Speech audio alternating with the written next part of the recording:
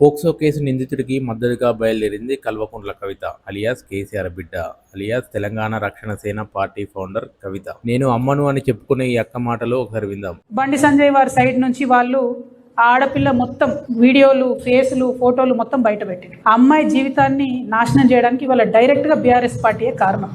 బాధితురాలి ఫోటోలు, వీడియోలు బండి సంజయ్ వర్గం వారు బయట పెడుతున్నారట. అలా ఆ అమ్మాయి జీవితం నాశనం కావడానికి కారణం బీఆర్ఎస్ అంట. ఇదెక్కడి లాజిక్ అక్క? తప్పు చేసింది అంటే అమ్మాయి ఫోటోలు బయట పెట్టేది బండి వర్గం అని నువ్వే చెబుతున్నావు, కానీ తప్పంతా బీఆర్ఎస్ దే అంటున్నావు. ఏమో అక్క, నువ్వేందో నీ లాజిక్ ఏందో. పోక్సో కేసు గురించి అక్కను అడుగుతుంటే ఎంత సంబరంగా నవ్వుతుందో చూడు.